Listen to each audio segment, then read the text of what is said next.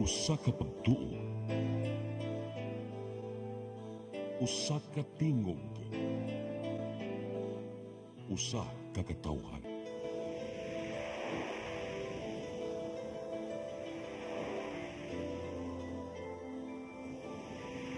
Cebu Catholic Television Network.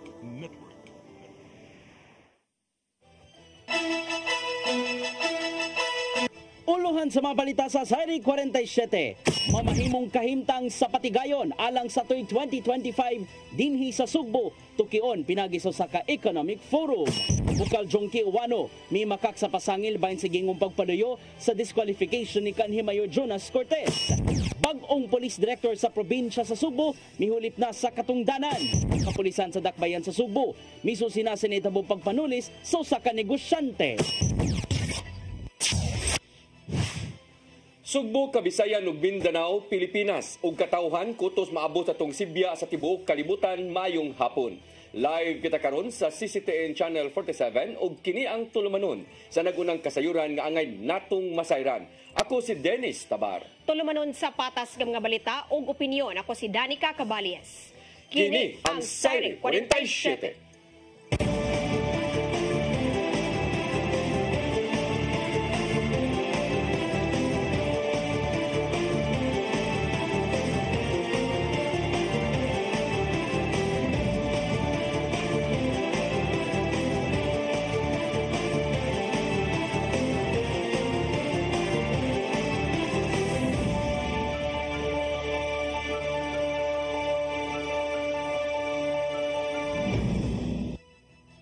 O karon sa kompletong detalye sa atong mga balita, grupo sa mga magpapatigayon sa Sugbo makig-alayon sa mga eksperto alang sa usa ka forum karong buwana. Subayo nila kung unsa man ang ikaayo sa ekonomiya sa Sugbo ning tuig 2025 taliwa sa isyu sa pamolitika. Ang kasayuran ihatod ni Gian Navarro. Nakigalayon ang Cebu Chamber of Commerce and Industry sa mga batid sa natad sa ekonomiya alang sa ipahigayong Economic Forum karong Enero 24. Dapito nila ang mga maayo sa mong natad sama na lang sa mga ekonomista, kanhi opisyal sa gobyerno ug uban pa aron tukion ang mga isyung nitumaw sa nasod ug sa kalibutan. Sumapa ni CCCI President J.U. Valios nga igo lang sila mag-agad sa mga batid kung unsa man ang ikaayo sa ekonomiya ilabi na dinhi sa Sugbo. Taliwa kini sa mga isyung nitumaw sa nasod ug sa kalibutan nga nakaapekto sab sa pagpatigayon diin apil nini ang pamulitika. This is going to be something trailblazing for the chamber, and I think dili lang ni para sa business community sa Cebu, no? With the lineup of speakers that we have, this is even very good for the country. Masubayong geopolitical issue nga tukion sa forum mao ang mga polisiya ni US President Donald Trump. Sanglit usa ang Amerika sa mga nasod diin gi-export ang mga produktong hinimo sa Pilipinas. Mong giagad sa Chamber of Commerce ang panahom sa mga batid aron makahimo og mga tukmang lakang nga hayan dili matandog ang ekonomiya sa Sugbo. As somebody who might be affected or who might not be affected or who can convert these areas of concern into areas of opportunity. So let's wait for the economic forum because there will be Q&A. You can ask them.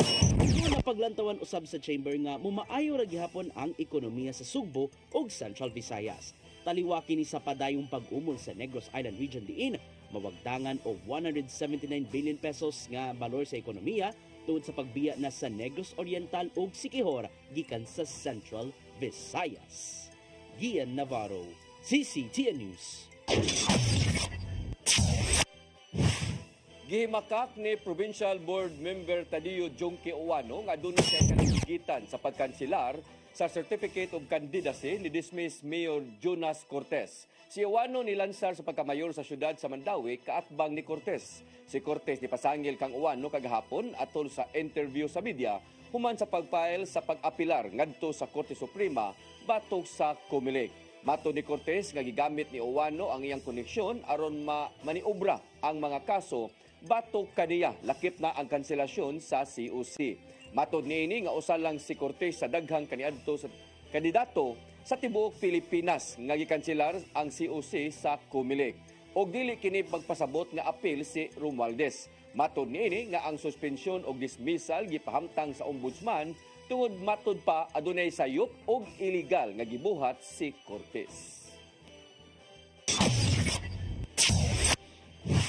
Mga negosyante sa Dakbayan sa Sugbo giawhag sa BPLO nga iproseso na dayon ang renewal sa business permit. Gilaumang moabot sa 3 billion pesos ang koleksyon alang sa business taxes.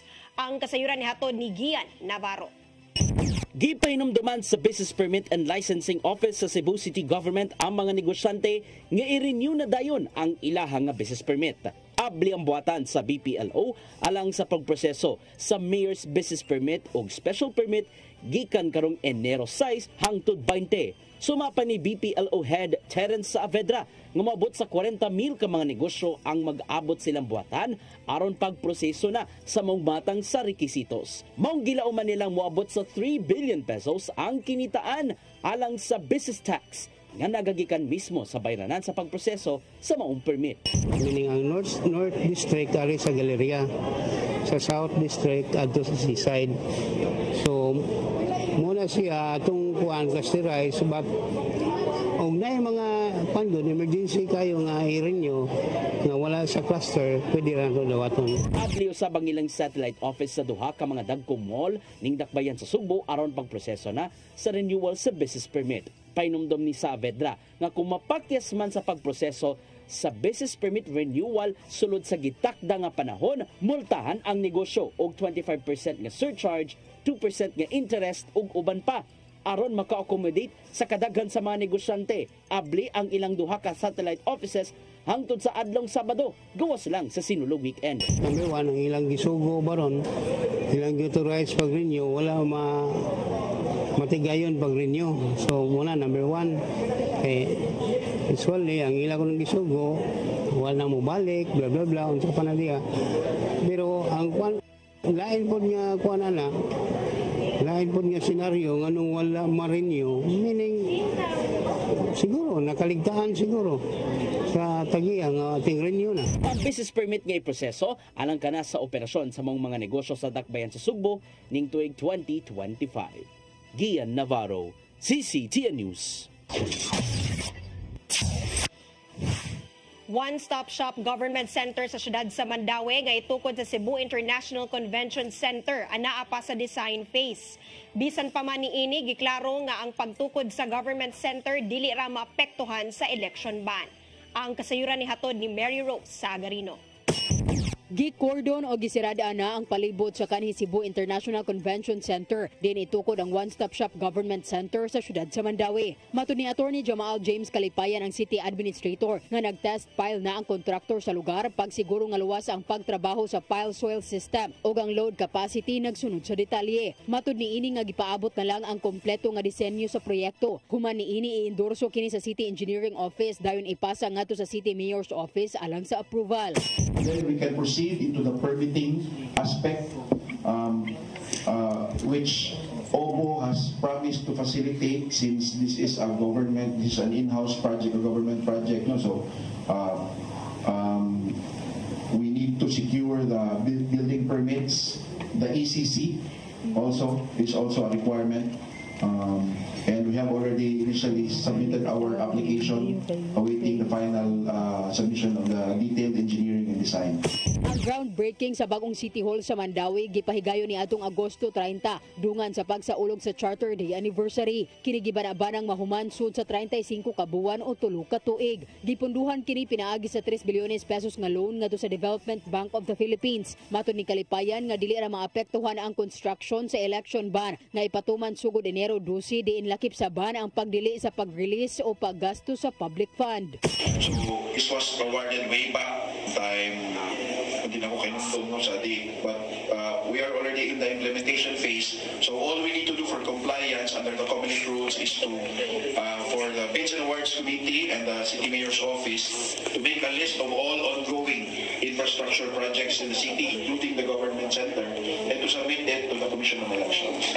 Matod sa City Administrator nga adunay nagmonitor sa implementasyon sa proyekto sa Government Center na mawang Integrated Project Management Team gilangkuban sa nagkadayang pangu sa mga departamento. Mary Rose Sagarino, CCTN News. Gitataw sa Department of Health nga wide deklarasyon gikan sa mga nahingtungdang organisasyon bahin sa gingong laing respiratory disease nga makamatay. Gihulagway ni DOH Secretary Ted Herbosa nga fake news ang giingong state of emergency bahin sa maong sakit nga mitumaw sa China. Suma pa sa iyang post nga wa gideklarar sa nasod nga China ug sa World Health Organization ang giingong international health concern. Gidason usab sa Chinese Embassy nga usa lang kamatang sa disinformation ang giingong pagtumaw sa mao nga sakit. Tambag ni Herbosa ngadto sa katawhan nga dili magpataka og tuo sa mga gipakatap nga sayop nga kasayuran o gamutuo lang sa mga tinugyanan sa panglawas.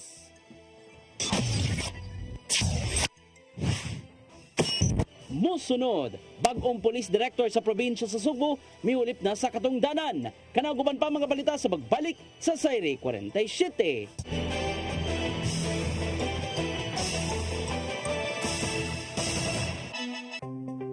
Discover the beauty of the Philippines.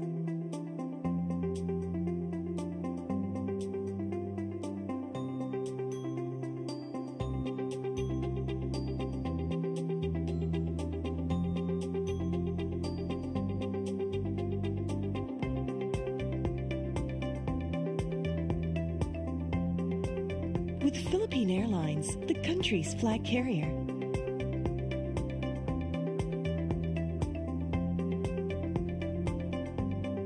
The airline that lets you feel the warmth of the nation.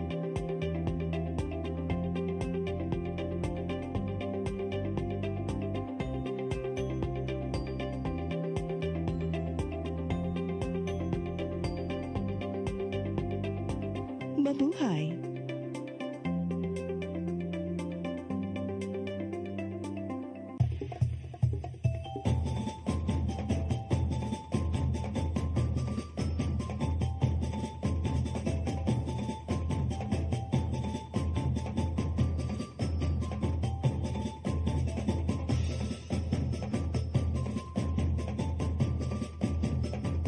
May the dance of the Sinulog Festival encourages us to celebrate life with enthusiasm and grace. Viva Pete Senior! Hala Bira! Pete Senior kang mama kini, Pete Senior kang papa kini. Viva Pete Senior!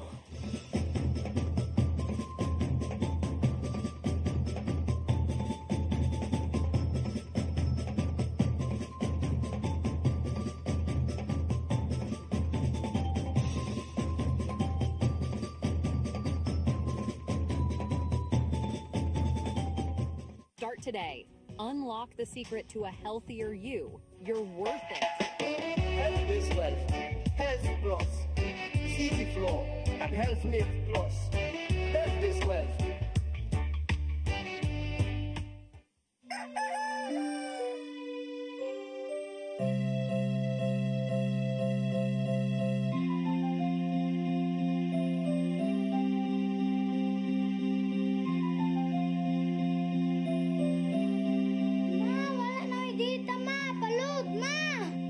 Sorry ma'am, na-late ko.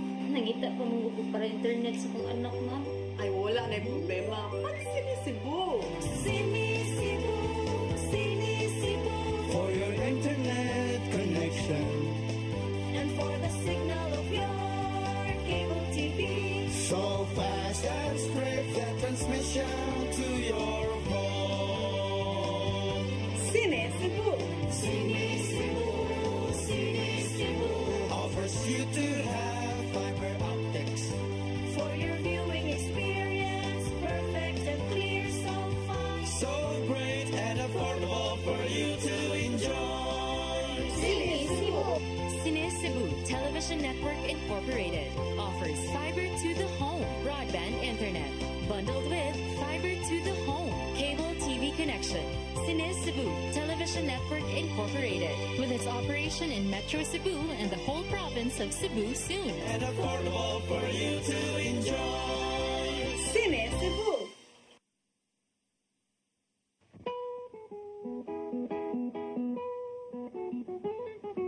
Caridad Sanchez, usa sa pinakamaayong character actress sa Philippine cinema.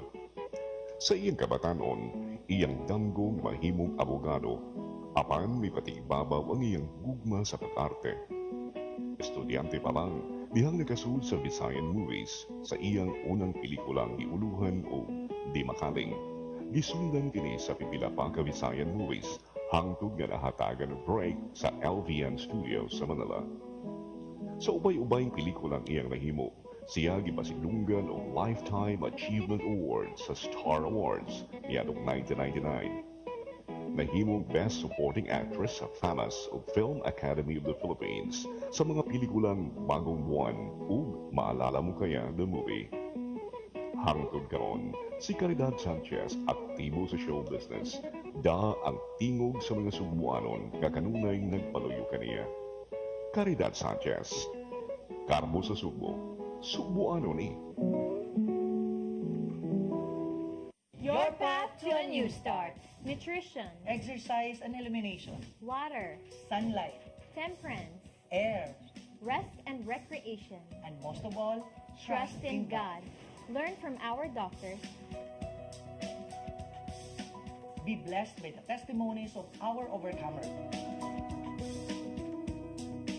Ang inyong programa, Alam sa may sakit, walay sakit, ug dili ganahan magkasakit. OzoneMed Wellness Clinic New Start. Mapapanood every Saturday 8 to 9 a.m. Og ang replay airing matag Miyerkules 1:00 hangtod 2:00 sa hapon. Dinhilang sa CCTN Channel 47. New Start, OzoneMed Health and Wellness Talk.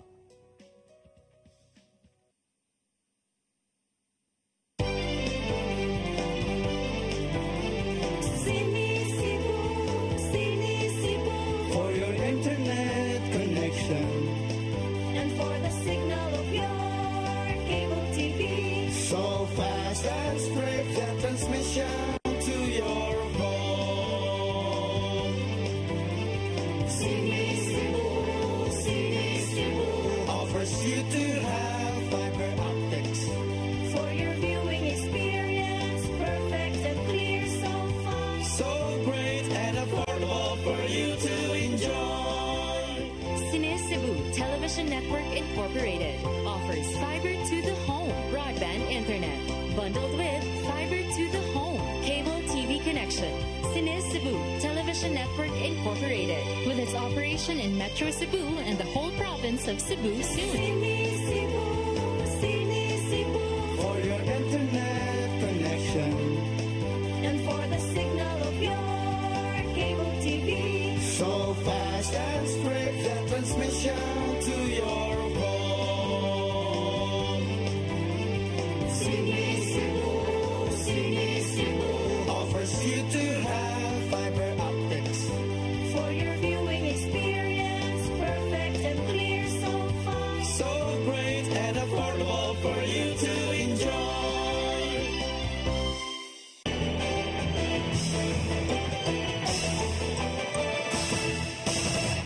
Balik sa ato mga balita, moabot sa 11,000 ka mga PUGO workers nga gipangita karon sa Bureau of Immigration, ipaubos noon sila sa deportation aron mas sumpo na ang illegal nga negosyo. Ang kasayuran ihatod ni Gian Navarro. Nakigalayon ng Bureau of Immigration sa ubang buhatan sa gobyerno aron tultulo ng 11,000 ka mga trabahante gikan sa Philippine Offshore Gaming Operators kon POGO nga ipaubos sa deportation. Sumapa ni BI spokesperson Dana Sandoval nga ang kadtong mga POGO workers nga napakya sa pag-downgrade silang tourist visas ug mga wala ni biya sa nasod mo'y manubag sa balaod. Nasayran nga kutob lang sa Disyembre 31 sa milabayng tuig ang deadline sa pagtak-op sa tanang POGO operations. Human kini giban ni Presidente Ferdinand Bongbong Marcos Jr. natong Hulyo. Gipasabot ni Sandoval nga gikan sa dulan 39,000 ka mga POGO employees ubos sa PAGCOR adunay 22,000 nini ang nibiya na sa nasod. Mong subsub na ang pagpangita aron ipaubos ang nahabiling 11,000 ka mga POGO workers sa deportation. Usa kini kahagit alang sa BI tungod kay adunay pipila kanila ang nagtago-tago sa laing lugar o diha na ipadayon ang maong illegal nga negosyo. Tungod kini kay ginagmay lang ang operasyon sa POGO nga naglangkob sa mga illegal nga sugal ug uban pa maong dali ra kining matago. Nagpatabang ang Bureau of Immigration sa Presidential Anti-Organized Crime Commission kung PAOK mga tinugyanan sa balaod ug uban pang LGU aron pagmonitor sa mga nagtago-tago nga POGO hubs. Mipaymangno si Sandoval nga kung kinsa man ang mga langyaw nga mopadayon sa mga POGO operation sa laing lugar, ideklarar nilang illegal aliens. Gian Navarro, CCTN News. Mas daghan na ang mga barangay sa syudad sa Mandaue nga adunay libreng Wi-Fi. Gingusgan sa syudad ang paghatag og libreng Wi-Fi sa mga Mandawehanon pagtabang sa kalambuan sa kinabuhi ug panginabuhi sa mga residente. Moabot na sa 20 na ka mga barangay ang natagan sa access sa libreng internet. Gipanangkamutan sa dakbayan nga mahuman og instalar ang free Wi-Fi sa tanang 27 ka mga barangay. Gawas sa barangay, available usab ang libreng Wi-Fi sa pipila ka pampublikong tunghaan ug mga nagkadaiyang buhatan sa gobyerno. Gitanyagang maong libreng Wi-Fi sa Mandaue City Government uban sa Management Information System Office aron maka-access ang uban sa internet.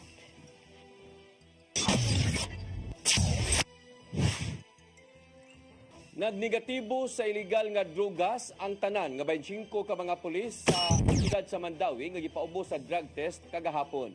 Ang mga pulis nga gipailawom sa random drug test gikan sa Station Drug Enforcement Unit ug City Intelligence Unit. Ang drug test dungan nga gipahigayon sa tanan nga mga police office sa Central Visayas isip pagsanong sa kamanduan sa uluhan nga buhatan. Kini kabahin sa internal cleansing sa ilahang habig.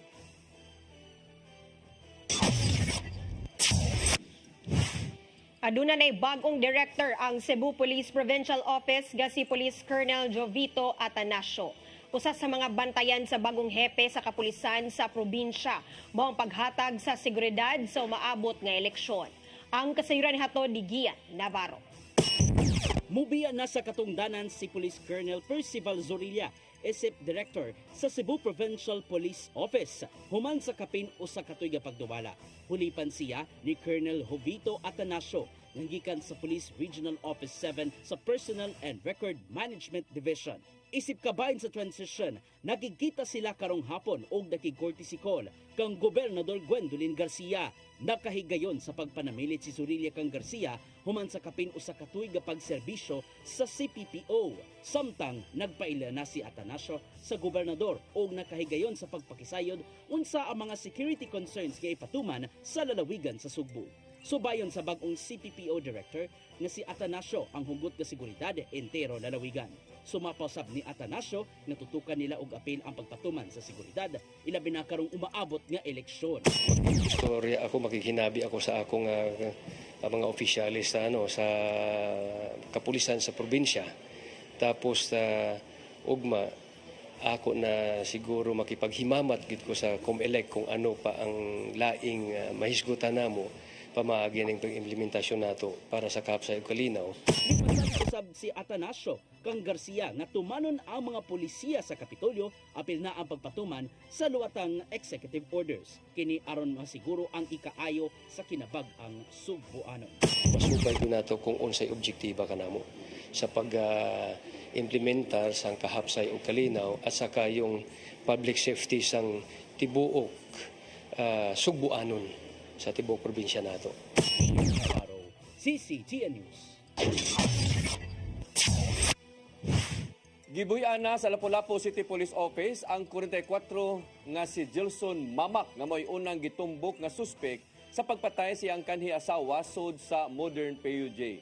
Kini human nga gipalawman sa kapulisan ang ilang investigasyon ug nasuta nga ang tinuod nga suspek mao ang laing nakarelasyon sa biktima. Ang kasayuran ihatod ni Cristel Joy Filerca. Gibuhian na sa Lapu-Lapu City Police Office ni adtong Disyembre 31 si Jelson Mamak, 44 anyos, nga mao'y unang gitumbok nga sospek sa pagdunggab patay sa iyang kanhi asawa nga si Carmela Mamak sulod sa usa ka modern PUJ ni adtong Disyembre 28 sa Barangay Ibo, Dakbayan sa Lapu-Lapu. Kini human nga gipalawman sa kapulisan ang investigasyon ug nasuta nga dili ang kanhi bana sa biktima ang sospek. Matod ni Police Captain Edsel Petesio, ang PIO Chief sa LCPO, nga ang driver mismo sa modern PUJ mo'y nakaingon nga dili si Mamak mo'y sospek human siya makakita ni ini ug adunay laing natudlo nga sospek. Base sa pagtudlo sa driver, physical na natanaw sa driver ang punerong sospek. Dito niya na determine nga dili mao. Sa ikaduha nga gipakita sa picture sa 100% siya ma'am sa ikaduha na suspect na to. Nasuta usab sa kapulisan nga ang ikaduhang suspect nga gitudlo sa driver nakarelasyon sa biktima apan unom na usab ka tuig silang buwag niini. Nakumpirmar kini sa kapulisan base sa mga kauban sa trabaho sa biktima ug base usab sa ilang nakuha nga mga ebidensya sa cellphone niini. Nasayran usab nila nga adunay mga pagpanghulga nga nadawat ang biktima pinaagi sa mga text messages. Naabot siya mga detret dito sa cellphone. Last na detret na October. Kasamtangan pang nangita og dugang mga testigo og ebidensya ang kapulisan aron nga mapasakaan na og kaso ang gitumbok nga sospek. Mahinumduman nga si Mamak mo'y unang nasikop sa kapulisan human nga siya mo'y gitumbok nga sospek. Kini tungod kay sa dihang gipangutanan ang driver sa PUJ, ang biktima niingon kaniya nga dili pasakyo ng iyang bana, maong si Mamak dayon mo'y nasikop bisan og 12 ka tuig na silang buwag. Samtang gibutyag ni Petesio nga kung ugaling mosangat og reklamo si Mamak sa pagsikop kaniya, andam ang kapulisan nga moatubang kung nganong niabot sa maong sitwasyon. In case of no reklamo ang ato ang suspect nga katong nabitin, willing ang ato ang personnel na matubang. Kaso kung siya, reklamo siya. Open po tamang for investigation ng mga nangyayang sa kaso. Crystal Joy Felerca, CCTN News. Mosunod, kapulisan sa Dakbayan sa Subo, miso sinasinitapong pagpanulis sa usa ka negosyante. Kanaguban pa mga balita sa pagbalik sa Sayri 47.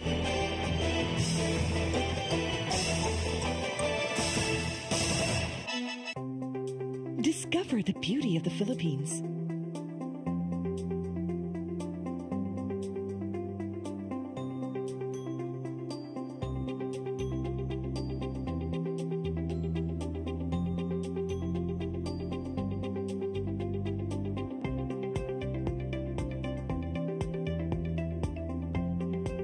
With Philippine Airlines, the country's flag carrier.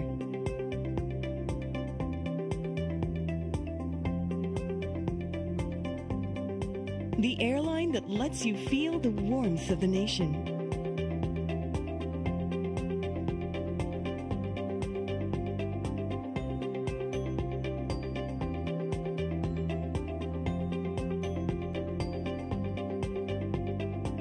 Mabuhay!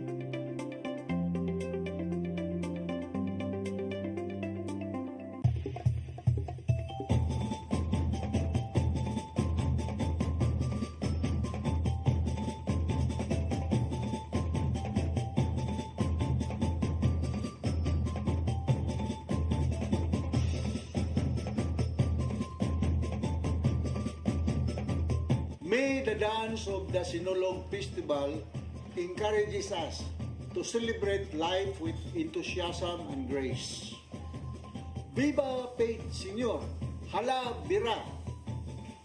Pete Senior kang mama kini, Pete Senior kang papa kini. Viva Pete Senior!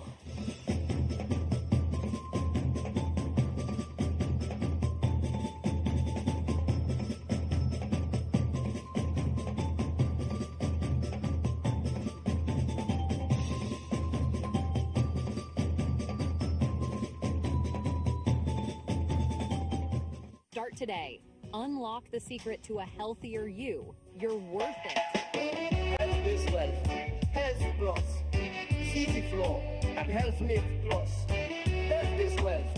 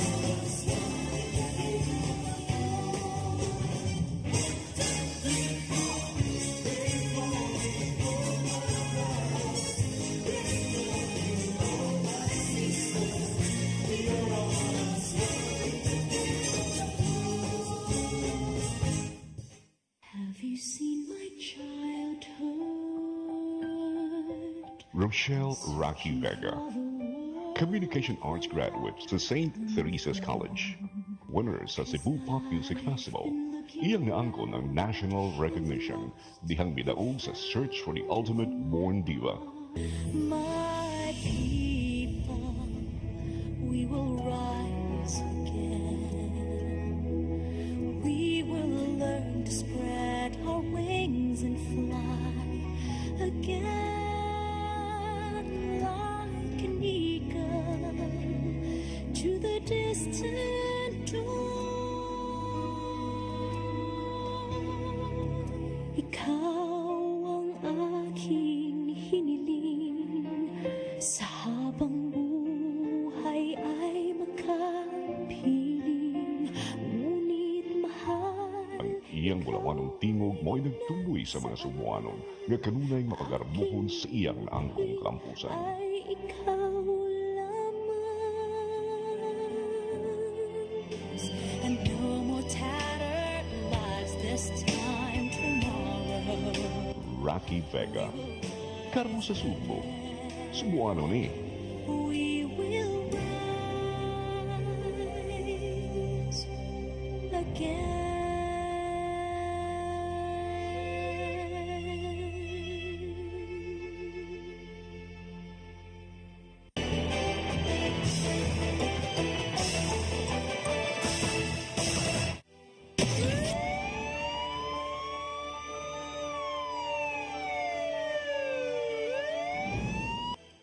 Balik sa atong mga balita, Cebu City Police Office nihimo og investigasyon bahin sa natabong pagpanulis sa usa ka negosyante. Nakuhaan ang maong biktima og kapin 2.5 milyones ka pesos nga cash ug uban pang kabtangan.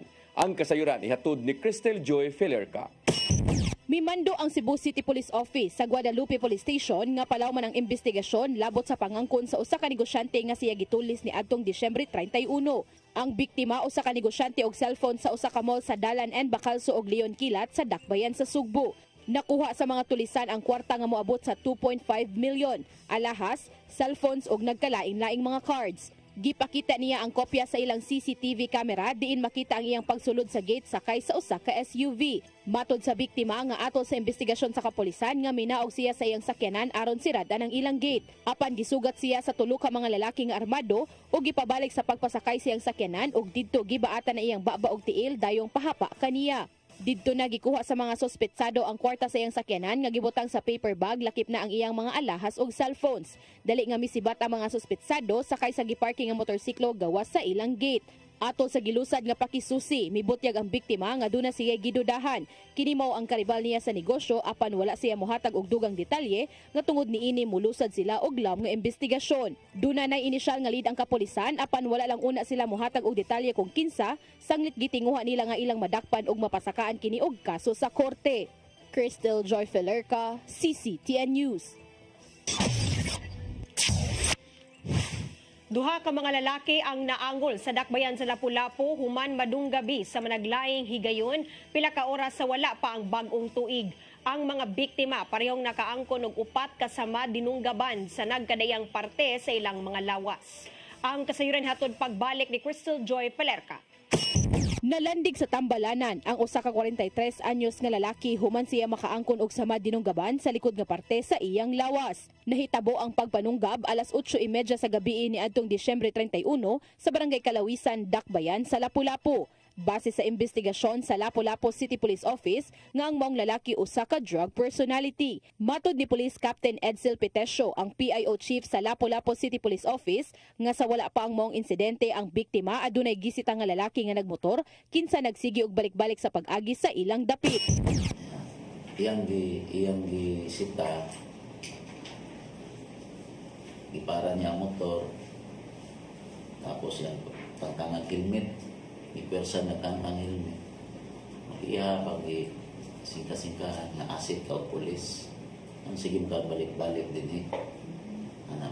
Apan sigon pa ni Petesio nga ang maong lalaki mag-deliver lang unta og mga pabuto. Sa maong gabi una, samtang ang biktima padung unta nga mapauli silang panimalay, adunay duha ka mga lalaki ang nagsunod kaniya og kalit siyang gidunggab. Nakaangkon ang biktima og upat kasama dinunggaban. Sa pagkakutlo ning balita, wala pa masikop ang mga sospek apan adunay nay persons of interest ang LCPO. Samtang pagka alas 11:51 sa maong gabi una, usa-usab ka 42 anyos nga e-bike driver sa Barangay Basak ang naangol human gidunggab samtang padung kining mopauli sa ilang panimalay. Base sa investigasyon sa kapulisan nga samtang naglakaw ang biktima sa ngitgit nga dapit, kalit nga gibunalan ang iyang ulo sa sospek, hinungdan nga siya natumba og dayon gidunggab.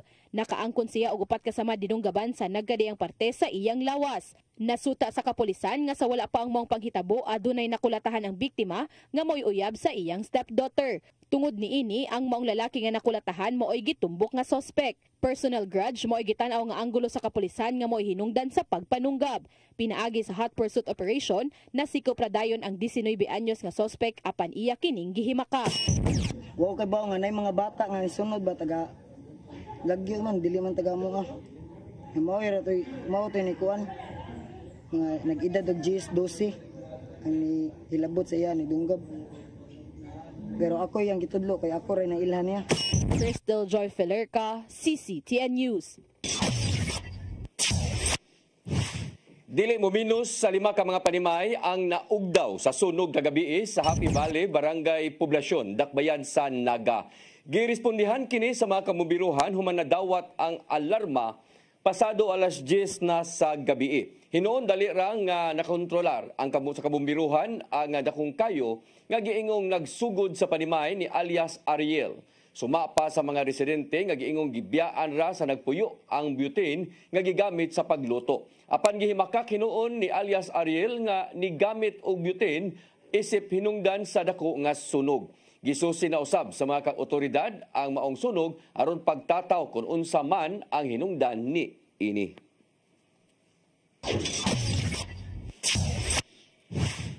Mao kadto naglangkob sa atong mga balita sa Sayre 47. Ako si Dennis Tabar.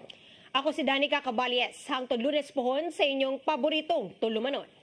Sayre 47.